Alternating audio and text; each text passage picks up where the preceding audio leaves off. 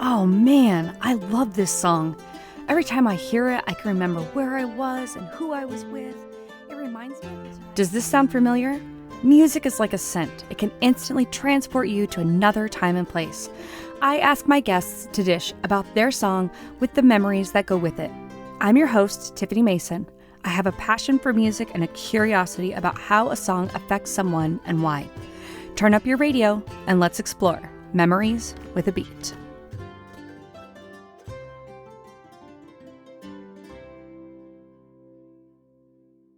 Hello, Podcast Land. Thank you for joining me for another episode of Memories with a Beat. And today, you saw it, we're going to be talking NOFX. And I didn't know the band. Maybe you don't know the band. But let me tell you a little bit about the band. They are a punk rock band. And most people would have probably heard them in the 90s, along with Offspring, Green Day, Rancid. Those are some of the bands that were, kind of popular and singing similar music as NOFX. They actually had a song that came out called Separation of Church and Skate, and it was on Tony Hawk's video game. So that's kind of cool. So maybe, when you were playing video games in the 90s, maybe you heard about it. So in 21, they had an album come out called Single Album. In 22, they had an album come out called Double Album. And this year, they have 3 albums that are actually in progress of, I guess, being released and produced. And then, I don't know, Allen is my guest today. Allen, can you tell me, have you heard rumors that the band is disbanding this year in kind of celebration of their 40th year? Yes, actually, yes, they are. So first off, thank you so much for having me on. Yes. NoFX are working on they're doing a very long final tour essentially to celebrate 40 years of being a band. They are heading out and they're playing across the world. They're doing these big like festival type shows. So like they just did Austin, Texas, and I think they did 2 or 3 nights where it was kind of festival style, but culminating in them playing their last show in Austin. And then they'll keep doing that around the world, basically. Okay. So they play full albums and they play 40 songs in every set now for this Wow. final tour. So they're up to a lot, and it looks like a great time. Yeah. So, Well, what I was thinking about that is, if you're gonna go out with a bang, right? yes, Yeah. absolutely. This is for this band. It is definitely going out with a bang for them. Yeah, yeah, it seems like they've been very busy. Well, Allen, thank you so much for joining me, Allen Halas. And I guess it's NoFX. So you guys, like I said, I had not heard of the band, so here we go. In my introduction to NoFX. Thank you so much for joining me. And you guys, Allen really knows what he's talking about when it comes to NoFX and other music because he's really into the scene of music in Milwaukee. So Allen, thank you for joining me. Thank you for taking time out of your day. I cannot wait to dive into this song. So if you want to right off the bat, say what the song is, and then you can go right into, how you relate the song or where this takes you back in time. Yeah, definitely. So today we are talking about Linoleum by NoFX. It is probably their biggest song, their most recognizable one for sure. It came out in the 90s on their Punk and Drublic album, but I did not hear it until about the year 2000. So Okay. I was 9 years old at the time, and there was I was getting into skateboarding. This is, of course, like you said before, the Tony Hawk games. That was influential Right. on not only kids like me that grew up skateboarding and learning about skateboarding, but the culture and the music, everything. Our soundtrack to our lives kind of came from those games and those years. But in the year 2000, there was a game called Grind Session that came out, and I wanting to jump on a skateboard every day and do everything involved with skateboarding, had the game, and it's the first level. It's the first song you hear in the first Huh. level of the game. Is NoFX's Linoleum. So that's where this song takes me to right away, is being 9 years old, sitting in a back room with a PlayStation and just feeling like. So I kind of grew up with punk rock. Like my parents, my dad listened to the Ramones, but Oh, sure. I really got into, I mean, this is like the first band that really felt like my own thing, wanting to be a little Hmm. kid, a little brat kid, and wanted to, be like the older skaters. this is when I was like, this is my thing. This is what everybody listens to. I'm gonna listen to this too. So yeah, that's where it takes me. Being like 9, 10 years old and playing video games and skateboarding, and really, it did influence kind of a lot of my life. Yeah. Who did you play this game with? That would be my best friend growing up, he lived 2 houses down. Shout out to Tom Matuziak. He is now a professor in Poland. He has family in Poland, and he would go back every summer. And so I learned a lot from him, but I always say that I was the kid with the cable box. He was the kid with the piano, and he graduated valedictorian of his class. I did okay for myself as well, Yeah. but definitely not to that level. And now he's a professor out in Warsaw. Wow, interesting where life takes us, isn't it? Well, he obviously did not go down the path of punk rock adoration. Maybe he did, but he kept it, in the back pocket. Yeah, he definitely well, he did. We would skate out on the corner of his house pretty much every day. Mm. And we grew up listening to a lot of the same music, but he just kind of also kept up with schoolwork a lot more strictly than maybe I did. Fair enough. Now, you said that this was the most recognizable, and when I was looking up, like, facts about the band and the song, it does say that this is the one that is most often played. It says it's also the loudest and the fastest that they have. So I thought that that was interesting. That sounds about right for sure for them. Yeah, and they also said, and I'm curious if you've heard it, they said that Frank Turner covered this song, and I actually interviewed somebody about Frank Turner and one of his songs in a previous episode. Oh yeah, it's awesome. There's the I believe it's called Wessex versus West Coast album, which was a split album. Okay. So Whoa. NoFX did a bunch of Frank Turner songs, and then Frank Turner did some NoFX songs. And the styles kind of clash, but it sounds perfect. The Wow. spirit of it is definitely there. So Yeah, okay, cool, cool, very cool. Okay, so you're 9 years old, you're skateboarding all the time, and so how long did you skateboard for? Was that, like, all through high school, or are you still known to hop on a board once in a while? I try to get on as much as possible. I'm 32 now, so it doesn't happen as much. I have a job. I'm a music writer, and I'm busy a lot, and I run my own website and stuff like that. So it's a lot of time consuming. But yeah, I still try to skate as much as possible. Mostly just kind of cruising around now, though, for sure. Yeah, yeah. Did you skateboard with Tom to school and back? We went to different schools, which might not surprise anyone Oh, that heard, but I mean, we were both products of the Milwaukee Catholic school system, both of us. But okay. we skated, I mean, literally in our neighborhood every day. We built a mini ramp in our backyard, in my backyard, out of like literally scrap wood that we found in alleys and just put it together. It wasn't the Yes. most stable thing for sure, but that was a lot of it, and really NoFX was a soundtrack to a lot of that too. Yeah, that's what I was wondering if you guys had a boombox out there and you had, your cassettes out Every there. day. Yeah, awesome. Every day, there was a lot of probably annoyed parents and neighbors, but between the banging of skateboards back and forth and then also music blasting, we had speakers in our garage that we would, like, point outward, like, yeah, it was we were little menaces. Yeah, that's awesome, though. Those are the good old days. Yeah, for sure. I mean, that was life for us, especially like when, for that little bit of between like spring and summer before he would go to Poland, like those weeks were just a wreck because we Mm. would be hanging out all day.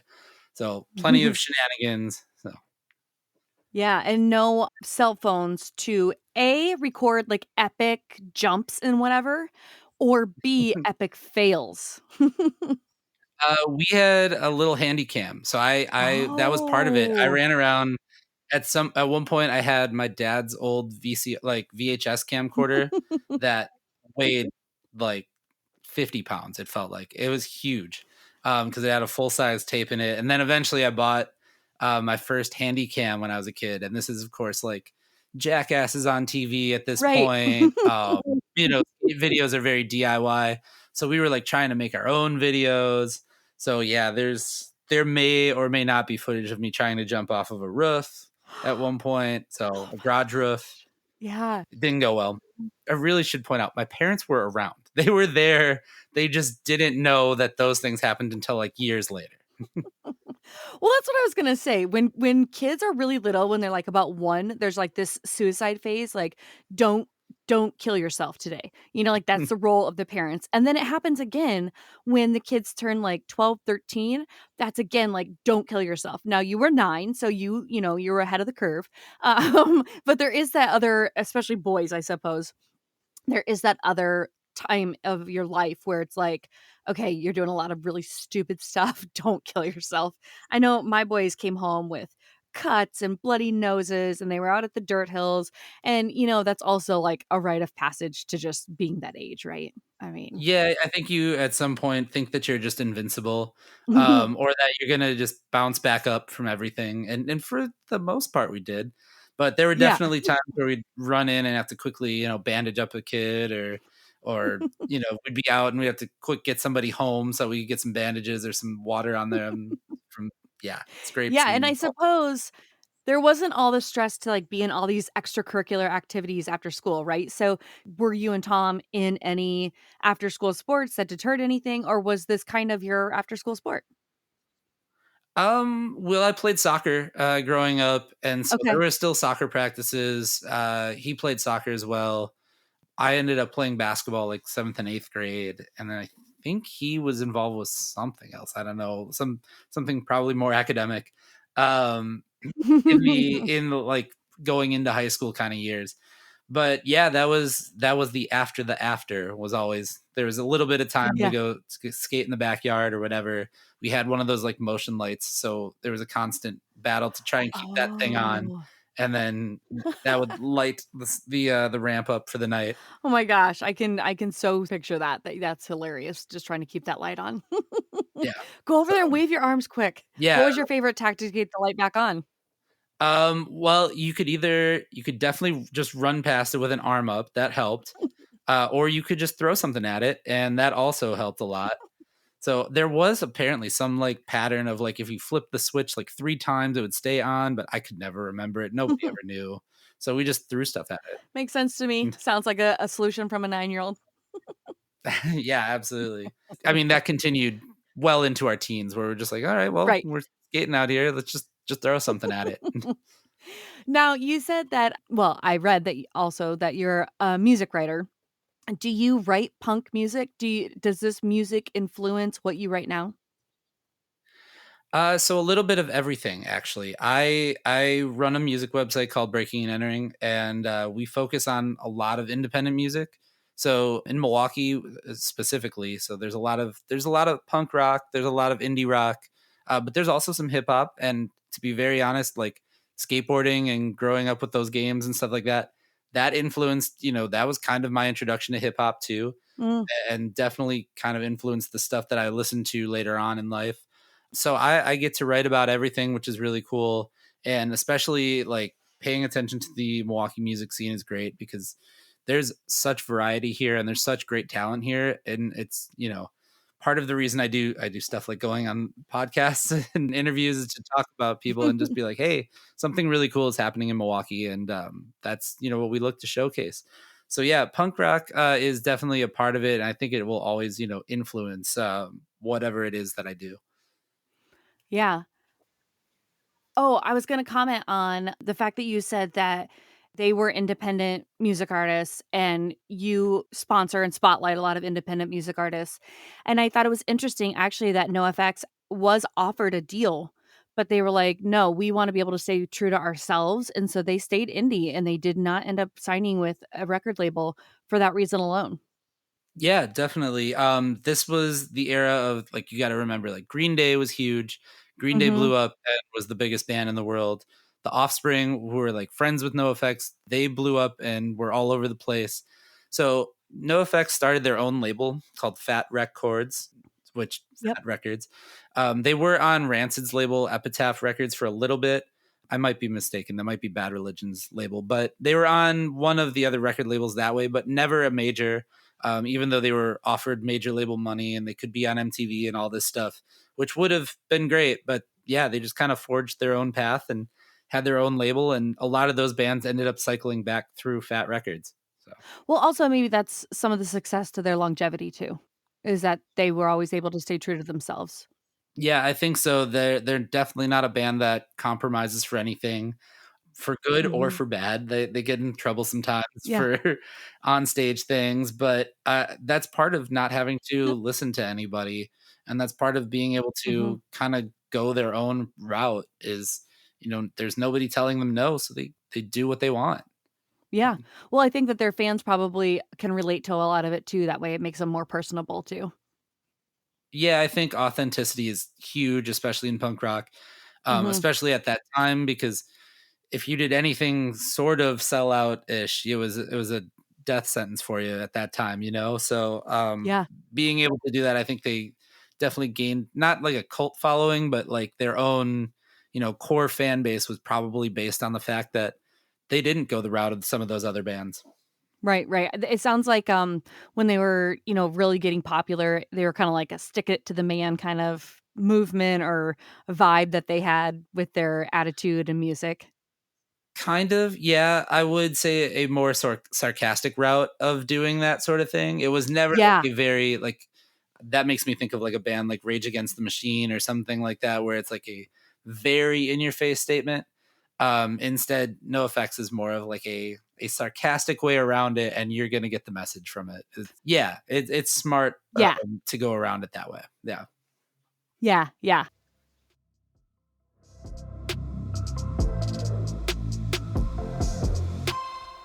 Got a podcast? Are you loving it, but not loving how much time post production takes? Or maybe you just have other tasks calling your name a little bit louder. Virtually You can help. Check out virtuallyuva.com, supporting you in all things podcasting like editing, show notes, audiograms, and much more.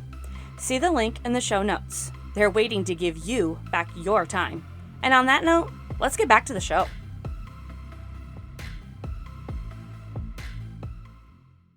So going back to the song, Linoleum, first of all, I played the song and I was like, "What is going on with this?" So then I did a little bit of homework on the song, of course, and now, I mean, it makes a lot of sense because, they're talking about being on the floor, and I guess that Mike had mentioned that they had a friend, and every time he would come over, he'd be the last guy standing, and he would inevitably just lay down on the kitchen floor and go to sleep. And he said also that in the early '80s that they would lots of times sleep on the kitchen floor. In fact, he said, "Always."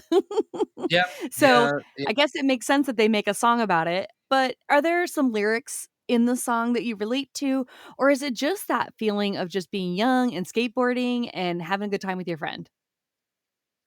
So I definitely don't pass out on the floor. I would like to make that clear. But yeah, the song was about a friend of theirs that was in a band with the guy that would inevitably be their longtime guitarist.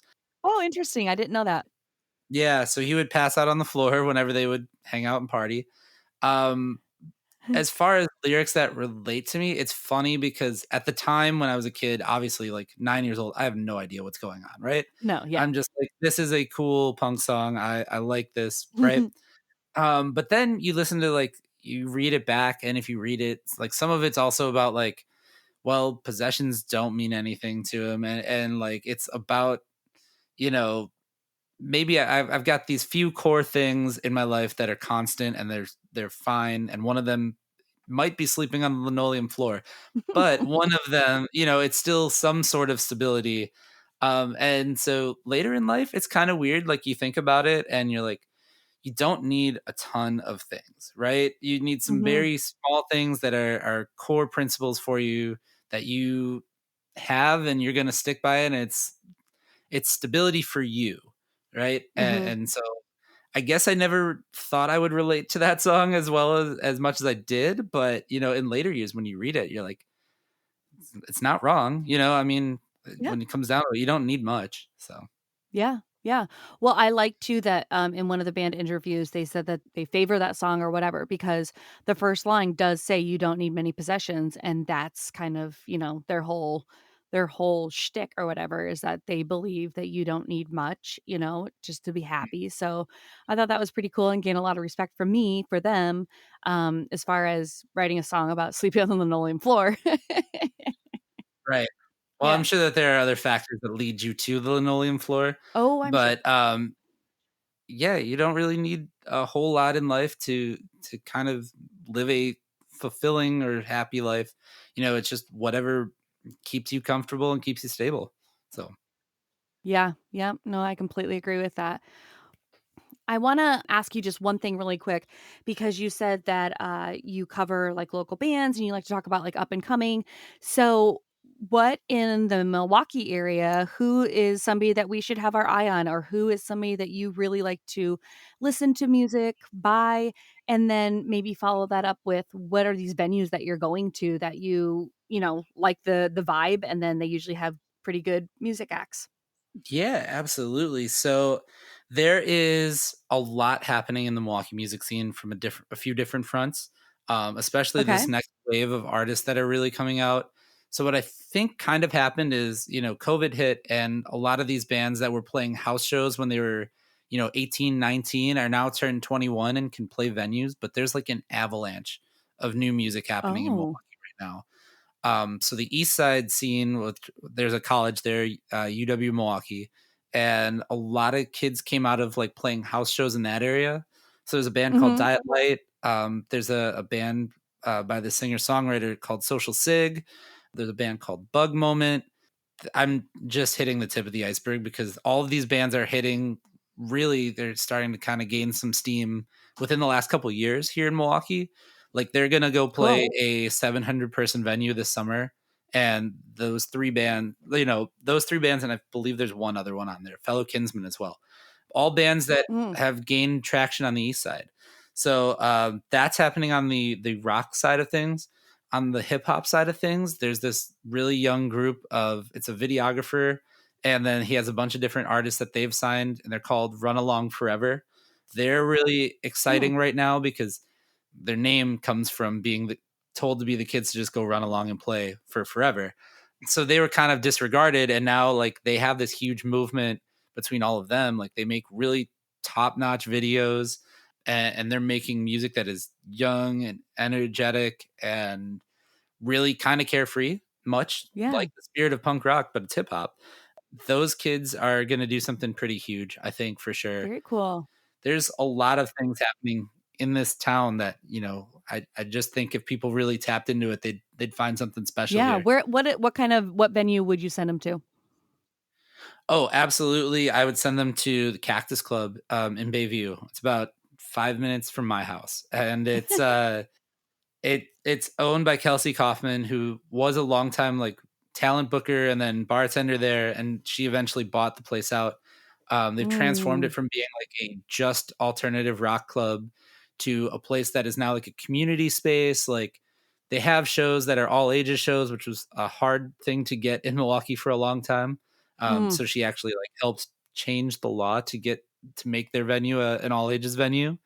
So yeah, I would definitely send them to Cactus Club. I would send them to X-Ray Arcade, which is a venue in Cudahy, which is just a little bit south of Milwaukee. That is an arcade also, but they are another all ages Cool. one that hosts a lot of like rock and hip hop shows.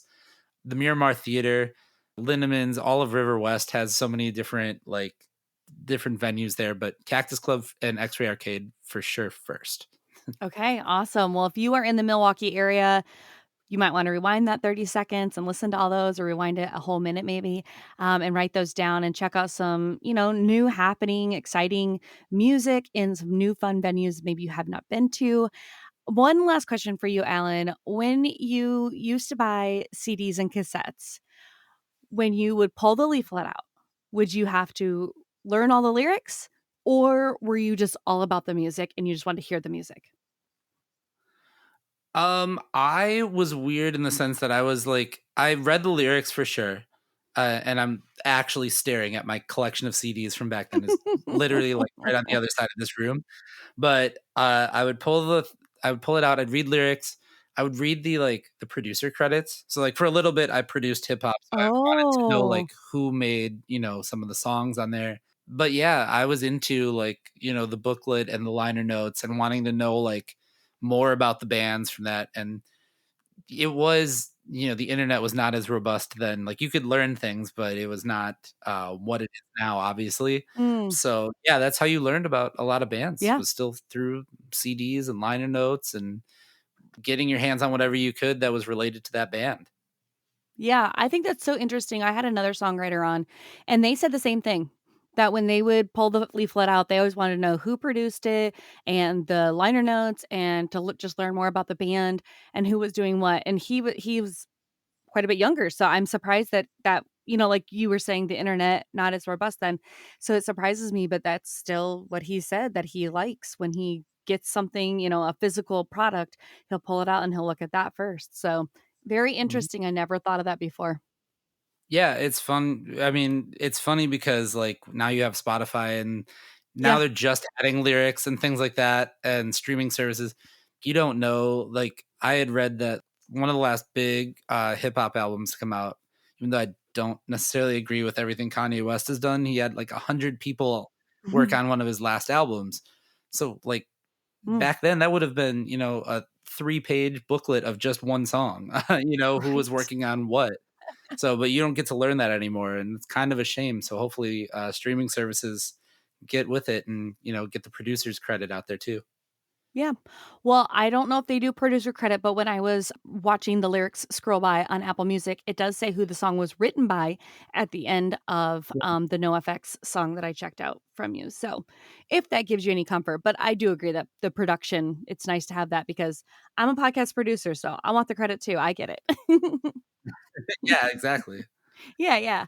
Well, thank you so much for your time. Oh my gosh, what a fun exposure and what a great conversation about NoFX. You guys, it's not NOFX like I said in the beginning. NoFX. And of course, it will be on the playlist on YouTube, Spotify, and Apple Music if you guys want to check it out and listen to it. Alan, thank you so much. It's been awesome. Thank you so much for having me, and glad I could teach you about NoFX a little bit. And yeah, definitely go check them out. So thank you so much. Of course, Podcast Land, I hope you enjoyed all of Alan's thoughts and memories about this beat. Podcast Land, thank you so much for listening. If you had a few memories of your own pop up with this episode, make sure to take a screenshot, tag me on social, Tiffany Mason or virtually you, and share those memories. I know y'all are listening, and I'd love to hear the memories you were reminded of with this song. Also, would you do me a favor and share this episode with someone you think would enjoy it? This is the best way you can help me to grow my audience. Can't wait to dive into my next guest's memories with a beat. Hit subscribe now. You don't want to miss the next episode.